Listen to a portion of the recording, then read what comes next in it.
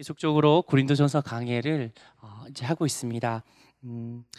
이제 고린도 성도들이 오늘 2장 4절부터 우리 한번 살펴보면 알겠지만, 나는 바울파다, 너는 아볼로파다라고 하면서 서로를 이제 비난하고 판단하고 또 분당을 지어서 싸우는 그런 모습이 있었음을 우리가 알 수 있습니다.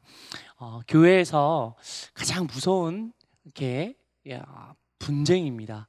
네, 그 어떤 교육자가, 우리 서울에 그런 일이 있었지만, 어떤 젊은 여자, 우리 대학생을 성추행하고, 그래서 유명한 큰 이제 청년만 몇만 명으로 부흥시킨 그 목사님이 이제 나가게 되고, 어쨌든 그 문제도 상당히 크고 사회적으로 많이 지탱받 이제 비난받는 거지만, 그분이 나가고 또 시간이 지나면 교회가 또 안정이 될 수 있지만, 어떤 사안으로 여기 반틈이 있는 성도들과 여기 반틈이 있는 성도들이 첨예한 대립을 하고 싸우면 이게 상당히 교회적으로 엄청난 이제 파괴적인 영향력이 있습니다. 오히려 어떤 한 명이 큰 잘못을 해서 그분이 떠나가야 되거나 그것 때문에 교회가 흔들리고 시험 받는 것보다 훨씬 큰 그런 어려움이 있습니다. 그래서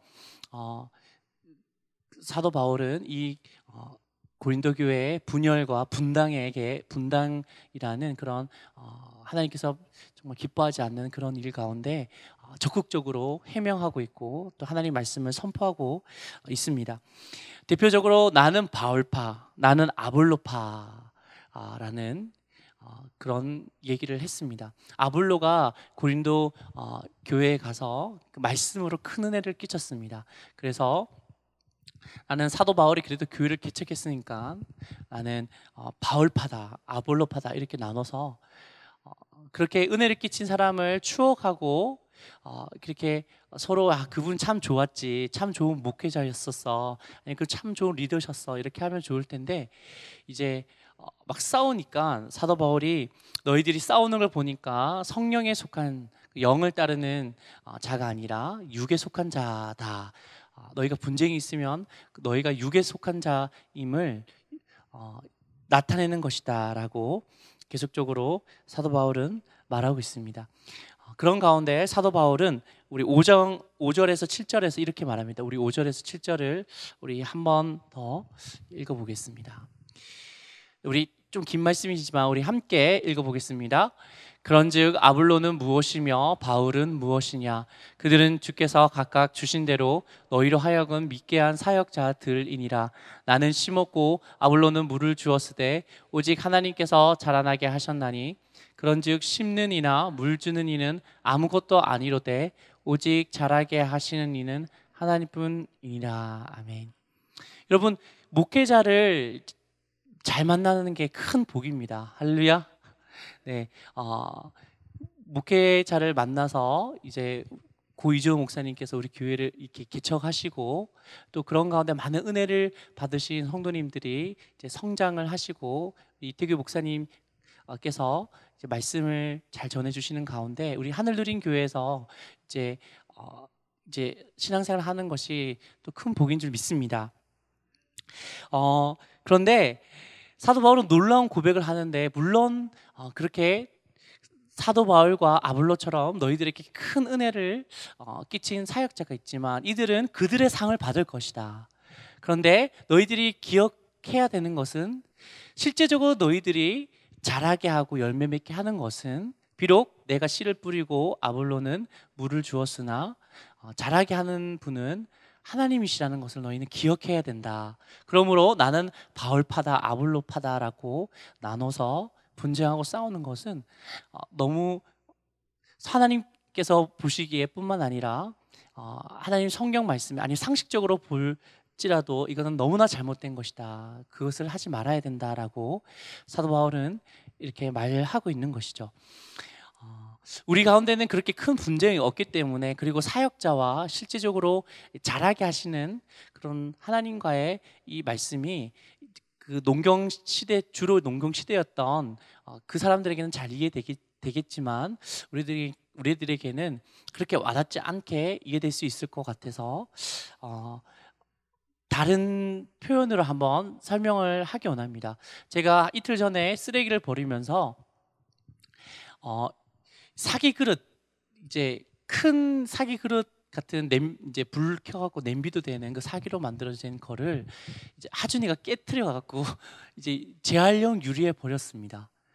재활용 유리에 버리는데 저는 재활용이 될 줄 알고 버렸는데 그 관리 소장님이 빼놓더라고요. 이거는 유리로 재활용이 안 되니까 누가 버렸어라고 해서 밖으로 빼놓더라고요. 제가 버린 걸. 그래서 제가 보니까 재활용이 안 되는구나 해서 이 쓰레기 빨간색 봉지에 이걸 담으려고 할 때 큰 냄비 같은 사기 그릇이 휙 돌면서 제 이제 왼쪽 이제 푹 찔러서 피가 났습니다. 피가 났는데 이거 대수롭지 않게 생각했는데 이게 손가락 관절 부위여서 이틀 동안 피가 이제 철철 나진 않았지만 나는 곳이었습니다. 그래서 제가 데일밴드도 붙이고 약을 붙여갖고 이제 12시간 동안 딱 고정시키니까 이제 괜찮아지더라고요.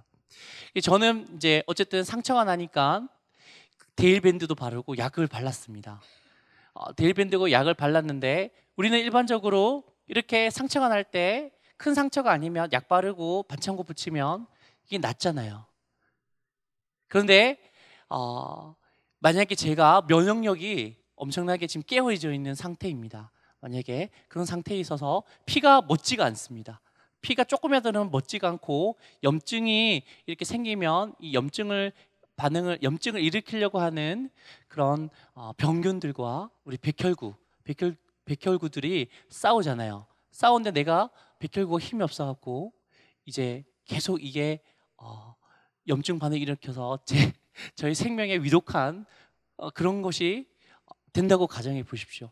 근데 내가 아무리 좋은 약과 좋은 반창고를 붙이더라도 내가 스스로의 면역 능력이 이거를 이길 수 없으면 그것이 헛것이겠죠.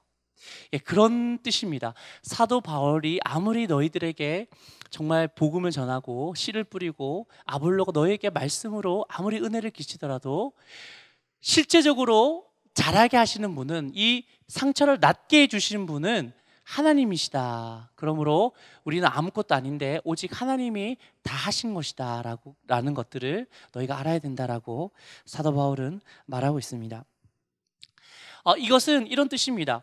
우리가 우리 교회 안에서 많은 신앙적인 그런 프로그램이 있잖아요. 우리 교회는 하나님의 은혜로운 우리 예배, 우리 신선한 정말 예배가 있죠. 또 은혜로운 찬양도 있고요. 그리고 탁월한 하나님 말씀 강해도 있습니다. 또 감동적인 영상도 보고요. 성경 공부라고 얘기를 한다면 성경 훈련, 커피 브레이크, 마더 와이즈까지. 그리고 우리가 각 이제 부서별로 연령층에 맞게 서로 이제 신앙을 이제 격려하고 또 예배를 드리는 꿈트리, 꿈나무, 꿈누리, 꿈터 화시청, 우리 1, 2, 3, 4 남녀전도회, 우리 누림 아카데미도 있습니다. 이것들은 우리의 다 믿음을 위한 것이죠. 그리고 교육자도 있습니다. 담임 목사님과 부교육자로는 저와 전도사님도 여러분의 심령을 위해서 하나님께서 보내주신 자입니다.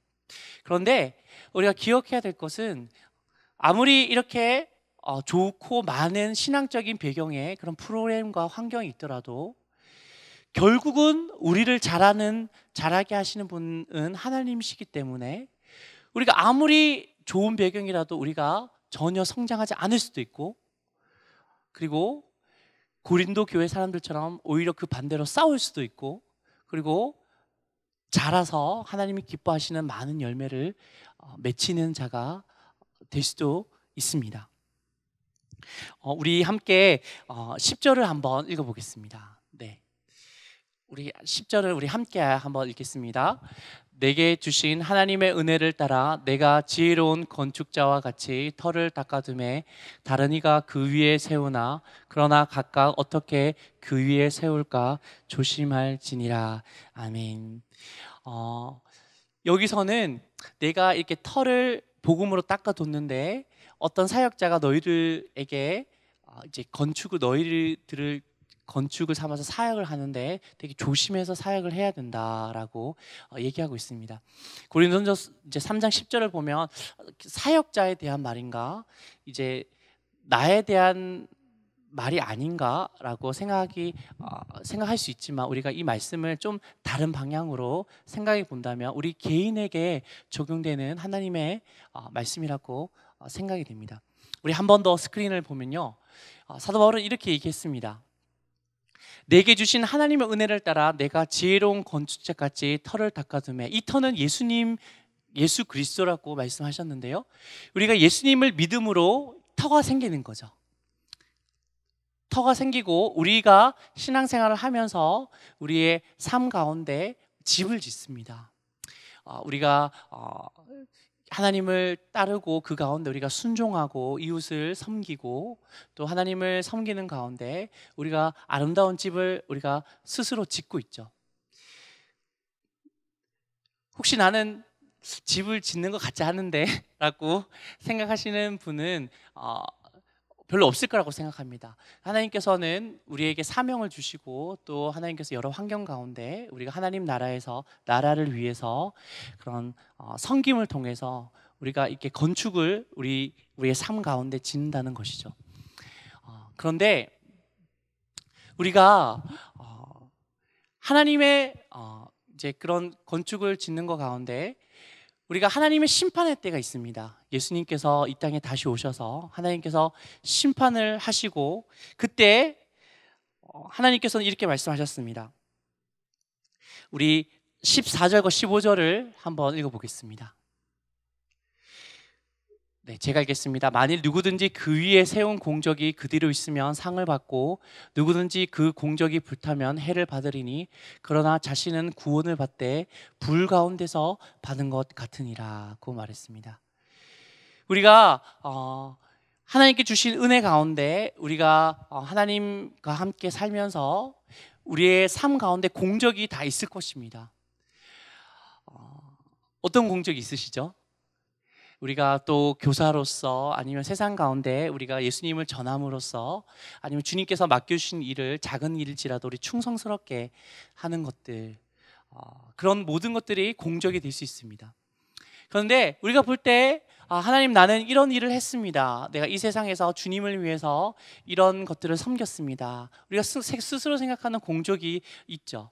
그런데 그런 것들이 하나님 심판대 앞에서 불로써 그 공적을 시험해 본다고 예수님은 말씀하고 있습니다.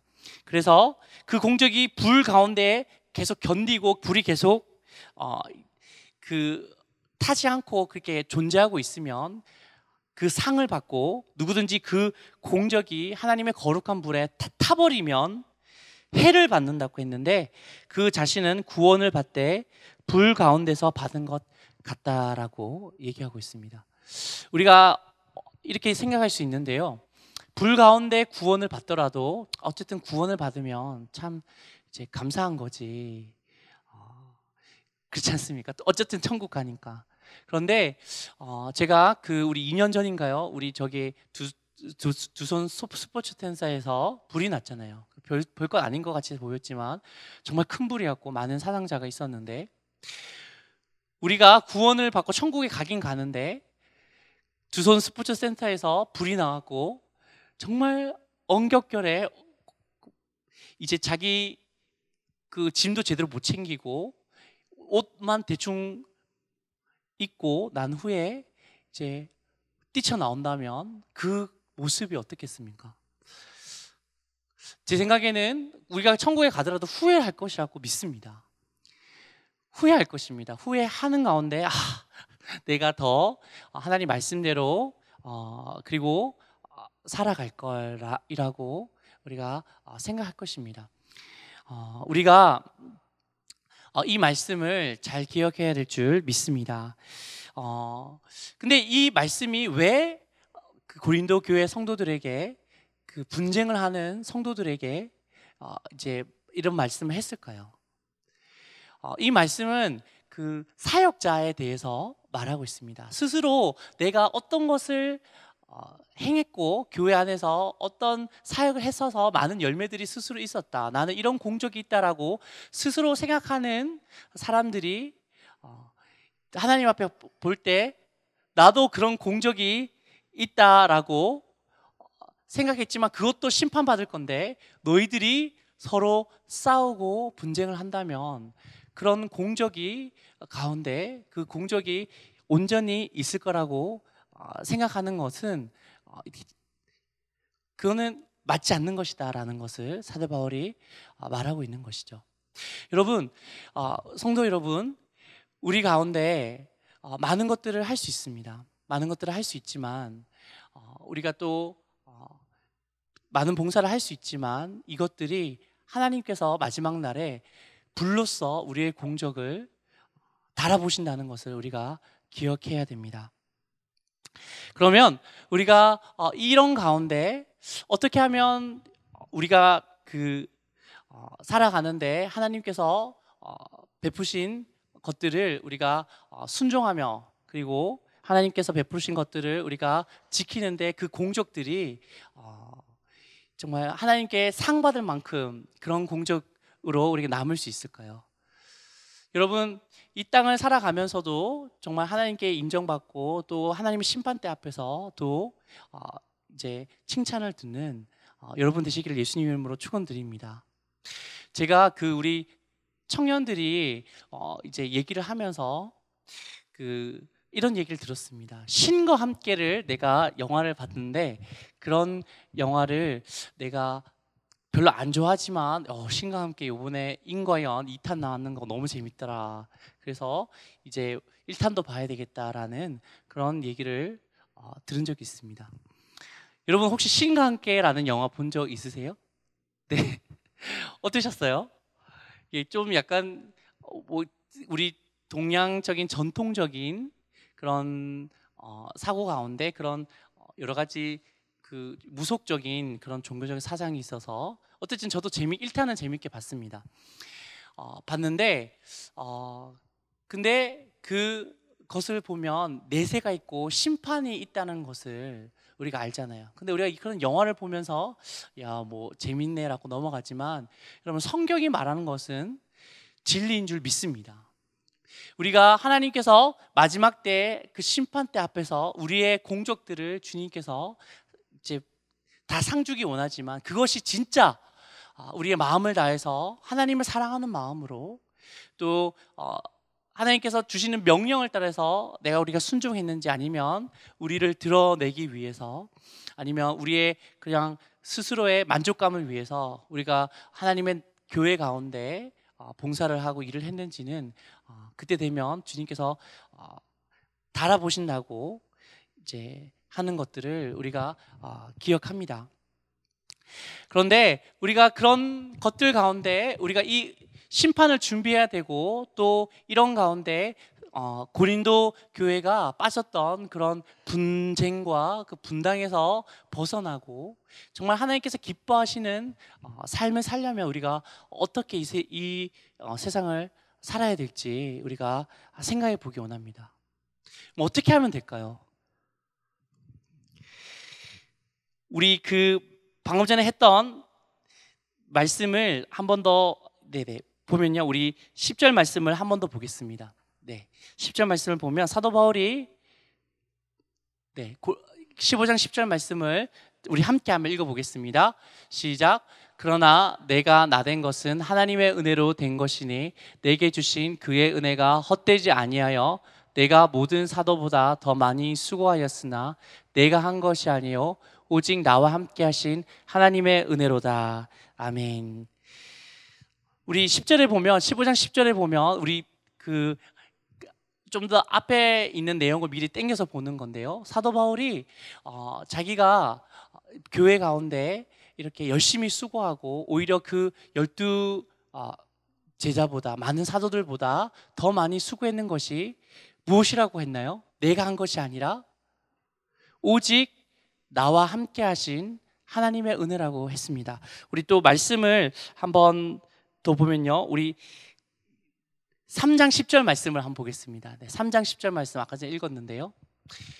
자, 제가 한번 읽어보면 내게 주신 하나님의 은혜를 따라 내가 지혜로운 건축자와 같이 터를 닦아두매 다른 이가 그 위에 세우나 그러나 각각 어떻게 그 위에 세울까를 조심할지니라 라고 말씀했습니다. 우리 15장 10절도 그렇고 3장 10절도 그렇고 3장 10절은 내게 주신 무엇을 따라 내가 지혜로운 건축자같이 터를 닦았다고 하셨나요? 네, 하나님의 은혜를 따라라고 사도 바울은 말씀했습니다. 사도 바울이 말씀하는 것은 내가 하나님을 위해서 이제 봉사도 하고 또 하나님을 섬기고 하고 자기 자신이 자신된 것이 하나님의 은혜라는 것을 얘기하고 있죠. 그러므로 우리가 하나님 앞에 설 때뿐만 아니라 이 땅을 살아갈 때 어떻게 하면 우리가 하나님이 기뻐하시는 삶을 살까라는 것들 가운데 그것이 우리의 정말 궁금한 점이잖아요. 우리가 어떻게 하면 정말 하나님이 기뻐하시는 삶을 살고 또 천국에서도 천국 가기 전에 심판대 앞에서 칭찬을 받을까? 그것은 사도 바울이 계속적으로 얘기했던 것처럼 우리의 삶이 은혜 가운데 있는가, 주님의 은혜 가운데 있는가 라는 것들을 우리가 점검해 봐야 됩니다. 우리 옆 사람에게 이렇게 축복하기 원합니다. 하나님의 은혜 가운데 거하세요. 우리 옆 사람에게 이렇게 축복합시다. 네, 하나님의 은혜 가운데 거하는 것이 우리의 삶의 핵심 포인트라는 것이죠. 사도 바울이 자기 자신이 자기 되고 다른 사도들보다 더 많이 수고하게 된 것이 내가 아니라 나와 함께 하신 하나님의 은혜라고 말하고 있습니다. 제가 사역을 할 때 하나님께서 저에게 정말 이제 마치 사도 바울이 아시아로 이제 선교를 하려고 했는데 성령께서 막으시고 빌립보로 유럽으로 보내려고 했는 것처럼 저에게는 하나님께서 어떤 것들을 되게 막으신 거 있습니다. 이렇게 하면 안 돼. 다른 거는 대부분 허락해 주셨는데 이것은 너는 정말 직접적으로 하나님께서 인도하시는 게 정말 느껴질 정도로 이거는 이렇게 사역하면 안 돼라고 주님께서 말씀하신 게 있습니다. 그것이 뭔지 아십니까? 예, 당연히 모르시겠죠. 말씀드리기 원합니다. 애쓰고 용 쓰면서 사역하면 안 된다라고 하나님께서는 저에게 반복적으로 말했습니다. 애쓰고 용 쓰면서 사역을 할 때는 하나님께서 항상 그 사역을 안 되게 열매를 안 맺게 해주셨어요. 왜 그럴까요? 여러분 혹시 신앙생활을 하는 가운데 어떤 봉사를 하는 가운데 또 주님을 섬기는 가운데 내가 정말 애쓰고 용 쓰면서 신앙생활 하시고 또 살아가시는 분 있으십니까?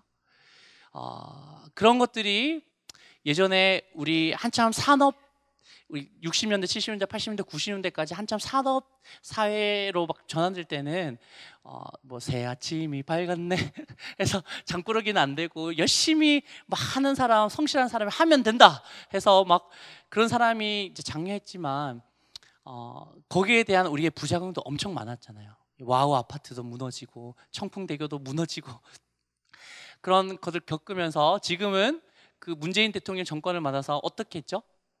지금 올해 7월 달부터 과로사 없는 사회라고 해서 이제 일주일당 72시간인가요? 그거 이상 못하게 이제 다 막아버렸잖아요.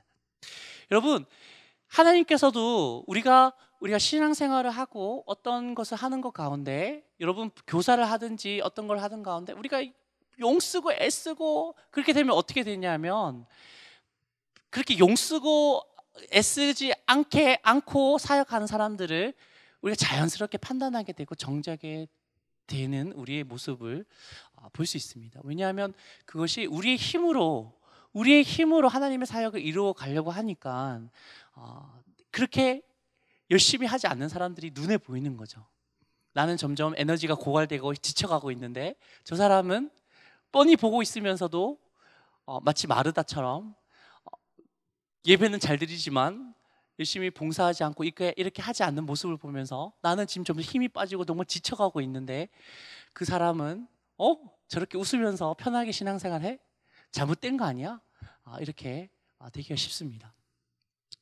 여러분, 우리의 모든 사역과 교회에서 섬김과 아니면 더 나아가서 우리 집에서 우리가 어머니로서 아버지로서 또 직장생활 사회에서까지 그 모든 것들을 하나님께서는 우리의 그런 힘이 아니라, 우리의 의가 아니라, 우리의 능력이 아니라 하나님의 은혜로 살아가기를 주님께서는 원하십니다. 우리가 그 주님의 말씀을 붙잡고 우리가 기도할 필요가 있죠. 하나님, 주님의 은혜 없이는, 주님 없이는 나는 아무것도 할 수 없는 자오니 나의 이 사역 가운데, 섬김 가운데, 가정 사역 가운데, 아니면 직장 가운데 주님 은혜 베풀어 달라고, 주님 은혜 없으면 아무 열매도 맺힐 수 없습니다라고 고백하며 주님의 은혜를 구하고 주님의 은혜로 살아가는 자는 사도 바울처럼 하나님의 심판대 앞에서도 결코 그 거룩한 불의 공력에 우리가 공적이 타지 않고 그대로 있고 하나님께 칭찬 받는 사람이 될 줄 믿습니다. 그러면 우리가 다르게 생각해서, 그러면 어떻게 하면 하나님의 은혜를 정말 충만하게 받고 누리고 그리고 이웃들에게 나눠주는 삶을 살 수 있을까요? 어떻게 하면 되죠? 대부분 우리는 이렇게 하면 이렇게 된다, 인과응보적인 생각이기 때문에, 예를 들어서 기도를 하루에 1시간 이상 하면 은혜 충만하다 말씀을 예를 들어서 5장 이상 읽고 기도를 1시간 이상 하면 은혜 충만하다. 꼭 그렇지도 않습니다. 우리 기도를 3시간 이상 하시는 분이 있더라도 그게 어떤 하나님께 대한 감사가 아니라, 기도를 앉아서 막 3시간 연달아 하잖아요. 막 소리 지르면서. 근데 그게 하나님 나라를 위해서 한 게보다는 악에 맞춰서 이거 꼭 이루어달라고, 우리 아들 서울대학교 꼭 붙게해달라고 이렇게 매일마다 기도한다면, 그런 기도는 오히려 은혜로부터 우리를 멀어지게 하는 것이죠. 우리가 어떻게 하면 은혜를 누리고 또 정말 고린도 교회 성도들이 빠졌던 그런 정말 하나님이 기뻐하지 않는 그런 함정 가운데 빠지지 않고 또 심판대 앞에서도 그 공적을 인정받는 삶을 사는 것이 키포인트가 바로 은혜에 충만한 삶이라고 했습니다. 우리 말씀을 시편 31편 19절과 야고보서 4장 6절 말씀을 한번 보시겠습니다. 네, 우리 시편 31편 19절과 야고보서 4장 6절 말씀을 우리 함께 한번 읽겠습니다. 주를 두려워하는 자를 위하여 쌓아두신 은혜, 곧 주께 피하는 자를 위하여 인생 앞에 베푸신 은혜가 어찌 그리 큰지요. 그러나 더욱 큰 은혜를 주시나니 그러므로 일렀으되 하나님이 교만한 자들을 물리치시고 겸손한 자에게 은혜 주신다 하였니. 네, 계속적으로 이게 우리 스크린을 한번 말씀을 보게 합니다. 먼저 31편은 다윗이 고백한 거죠. 다윗은 목동이었습니다. 목동이었고 형들과 부모에게 인정받지 못하는 막내이기 때문에 어떻게 왕을 뽑은 자리에 초대받지도 못한 그 사람이 결국은 이스라엘에서 가장 훌륭한 왕이 됐고 구약 성경에서 가장 하나님을 간절하고 전심으로 찾은 은혜가 정말 받은 사람이었는데요. 다윗은 자기가 받은 은혜의 삶을 이렇게 고백하고 있습니다. 주님을 두려워하는 자, 그리고 두 번째로는 주께 피하는 자라고, 그런 자가 정말 그런 자를 위해서 쌓아두신 하나님 은혜가, 그리고 주님께 피하는 자에 베푸신 그런 은혜가 어찌 그리 큰지요 라고 말하고 있습니다. 그리고 야고보 사도는 더욱 큰 은혜를 주시는데 그러므로 일렀으되 하나님이 교만한 자를 물리치시고 겸손한 자에게 은혜를 주신다 하였느니라. 아멘. 우리가 하나님의 은혜를 충만하게 누리려면 물론 우리가 기도 가운데 나아가고 하나님의 말씀 가운데 나아가야 되지만, 그보다 더 근원적으로 우리의 마음의 자세가 가장 중요합니다. 하나님을 경외하고요, 하나님을 두려운 가운데 우리가 어떤 일이 있을 때 주님께 묻고 주님께 피하는 자, 그리고 교만한 자가 아닌 겸손한 자에게 주님께서는 큰 은혜를 주십니다. 제가 신학교 때가 가장 교만한 것 같더라고요. 제가 경험해 보니까 신학교 때 제가 그렇게 지식도 이렇게 바르지 않았는데 이제 막 교수님 강의도 듣고 또 설교도 많이 듣고 하니까 이제 그 말씀에 들으면 왜 저렇게 좀 다르게 해서 그렇게 막 판단도 되고 그랬던 것 같습니다. 지금은 전혀 그렇지 않습니다. 네, 설교가 이제 쉽지 않은 걸 알기 때문에. 근데 제가 신학교 때 어떤 교회를 다니면서 어떤 설교 말씀을 들었는데 저는 은혜를 하나도 못 받았어요. 왜 저렇게 근데 제 주위에 있는 그런 권사님들이나 이렇게 청년들은 되게 은혜를 받은 그런 권사님과 청년들을 봤습니다. 여러분, 똑같은 하나님의 말씀이 선포되더라도 어떤 분들은 아유, 설교가 좀 그렇구만 이렇게 생각하시는 분이 있지만, 똑같은 설교를 듣더라도 그 가운데 하나님의 말씀을 듣고 하나님의 감동과 음성을 듣고 깨닫고 결단하는 그런 분이 있습니다. 할렐루야. 여러분은 어떤 설교를 듣더라도 은혜 받으시는 그런 축복이 있으시기를 간절히 축원드립니다. 여러분, 그런 자는 어떤 자냐 하면 겸손한 자입니다. 그리고 마음이 하나님의 말씀 앞에서 두려워 떠는 자죠. 하나님을 내가 평가하는 것이 아니라, 내 잣대로 재는 것이 아니라, 하나님을 두려워하는 가운데, 말씀을 두려워하는 가운데 내가 어떤 일이 있을 때 하나님 어떻게 해야 됩니까? 내가 이 사업이 힘들고, 아니면 내가 이런 인간관계 가운데 힘들고, 아니면 내가 가족 가운데 우리 자식들 문제로 여러 가지 환경 가운데 힘든데, 먼저 그것을 해결하려고 어떤 수를 내가 쓰는 것이 아니라 먼저 하나님께 무릎 꿇는 그 자에게 하나님께서는 충만한 은혜를 주실 줄 믿습니다. 그 은혜를 우리가 구하고, 또 그 은혜로 모든 것을 하려고 여러분 시도하시길 예수님 이름으로 간절히 부탁드립니다. 지금 예수원을 우리 태백과는 우리 가깝더라고요. 가끔 이제 태백을 제가 가거든요. 그 딴 지역에 있을 때는 절대 태백을 안 갔습니다. 왜냐하면 태백이 교통이 너무 불편해서, 고속도로가 없어갖고 너무나 많이 걸려서. 근데 제천에 오니까 태백이 가까워서 이제 태백에 저희가 한 1시간 안으로 가잖아요. 가서 검룡소라는 남한강 아시나요? 아시죠? 검룡소 남한강 한강이 이제 샘물이 되는 거기도 가보고, 텐트를 다 가서 좀 쉬려고 했는데 그 안으로 못 들어가게 해서 텐트만 들고 갔다가 그냥 다시 내려온 적도 있는데, 또 태백에 탄광 박물관이 있습니다. 네, 거기 지하에 가보면 엄청 잘 돼 있고, 근데 그 태백에 예수원을 이제 짓고 이제 지금도 잘 운영되고 있는 이제 토레이 신부님, 성공의 신부님이지만 우리 한국 교회에 많은 영향을 끼친 예수원을 지금 소천하셨지만 이제 창립하신 이제 토레이 신부님이 있으셨습니다. 그 신부님이 어떤 걸 계속 강조하셨냐면 신앙은 실험이다라고 얘기했습니다. 신앙은 실험이라고. 여러분, 이 말이 대해서 어떻게 생각하십니까? 하나님의 말씀과 그런 것들이 우리의 삶 가운데 계속적으로 이게 정말 맞는 말씀인지, 정말 이렇게 되는지 우리 삶 속에 계속 실험해 봐야 된다라고 토레이 신부님은 말씀했는 거죠. 여러분께 동일하게 제가 부탁드리고 또 도전드리기 원합니다. 하나님의 은혜를 구하고 우리가 겸손과 주님을 두려워함과 또 주님께 피함으로 주님의 충만한 은혜 가운데 우리의 삶의 모든 부분에서 하나님의 은혜가 우리의 삶의 모든 부분을 이끌고 다스리기를 우리가 실험해야 될 줄 믿습니다. 우리가 그런 것들이 우리의 삶 가운데 조금씩 삶의 지형이 넓어질 때 우리가 하나님 앞에서, 그리고 하나님의 심판대 앞에서도 우리의 모든 공적들이 온전하게 보존되고 정말 아름다운 집을 지었구나, 그리고 너의 많은 열매를 맺은 너를 내가 착하고 충성된 종아라고 우리를 칭찬할 줄 믿습니다. 우리 이 시간 한번 간절하게 주님께 기도하며 나아가기 원합니다.